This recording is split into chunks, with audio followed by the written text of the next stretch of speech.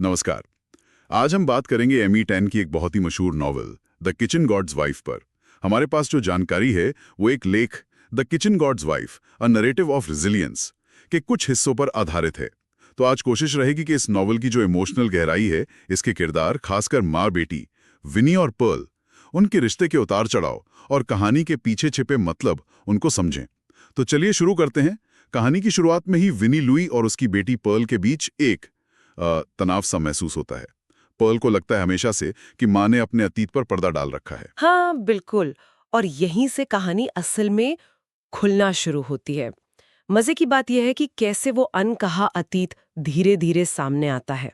और ये फिर सिर्फ एक परिवार की कहानी नहीं रहती है ना, ये उस वक्त के चीन का पूरा इतिहास, लड़ाई की भयानक त्रासदी और समाज के जो दबाव थे, उन सब की कहानी बन जाती है। ये नॉवेल आया था 1991 में, और जैसा आपने कहा इसमें परिवार, पहचान, शादी, कल्चरल बदलाव जैसे बड़े मुद्दे तो हैं ही।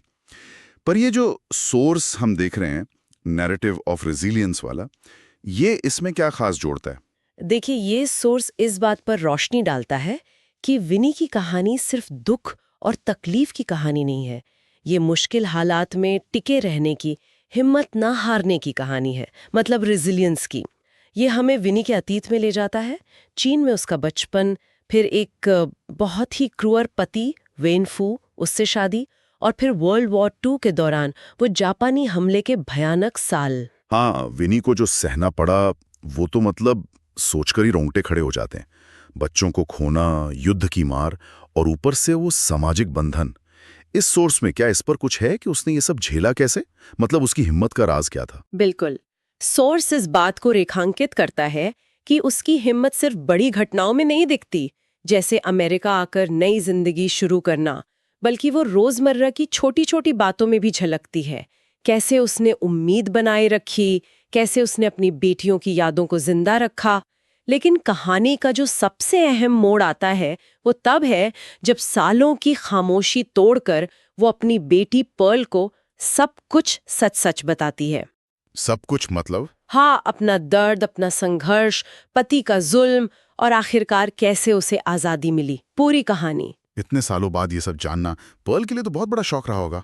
क्या इससे उनके रिश्ते पर असर पड़ा? सोर्स क्या कहता है इस बारे में? हाँ, शौक तो था यकीनन, लेकिन सोर्स के अनुसार इस सच्चाई ने उनके रिश्ते को तोड़ा नहीं, बल्कि और मजबूत किया। उनके बीच एक गहरी समझ और हमदर्दी पैदा हुई जो शायद पहले उतनी नहीं थी। अच्छा। और नॉवेल का टाइटल भी द किचन गॉड्स वाइफ, ये भी बड़ा सिंबॉलिक है ना? ये उस चीनी लोक कथा की देवी की तरफ इशारा करता है जिसके त्याग और दुख को किसी ने नहीं देखा, किसी ने सराहा नहीं।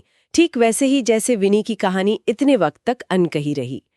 एक तरह से देखें तो ये उन लाखों करोड़ों औरतों की कहानी है जिनकी आवाज, जिनकी कहानियां दबा दी गईं। तो फिर इस पूरी कहानी और इस सोर्स के विश्लेषण से हम क्या समझें? मतलब मेन मैसेज क्या निकल कर आता है? मैसेज तो कई सारे हैं और काफी गहरे हैं। पहला, जैसा सोर्स भी कहता है कि हर औरत की, खासकर पिछली पीढ़ियों की औरतों की अपनी एक कहानी होती है, अक्सर अनकही पर बहुत जरूरी।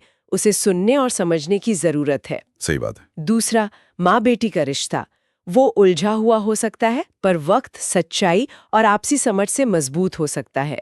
तीसरा, अपने हक के लिए समाज के दबाव के खिलाफ खड़े होना, ये वाकई हिम्मत का काम है।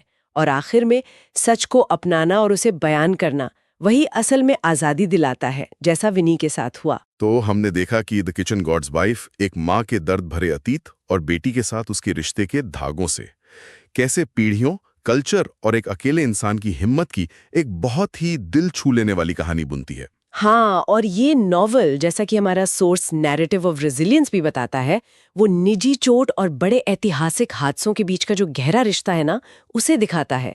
ये याद दिलाता है कि परिवारों की कहानियों में अक्सर बड़े सामाजिक और ऐतिहासिक सच छुपे होते हैं। वाकई ये सारी बातचीत सुनकर सोचना पड़ता है, हमारे अपने परिवारों में, हमारे आसपास न जाने कितनी ऐसी ही अनकही कहानियां होंगी जो बस किसी के ध्यान से सुनने और समझने का इंतजार कर रही हैं।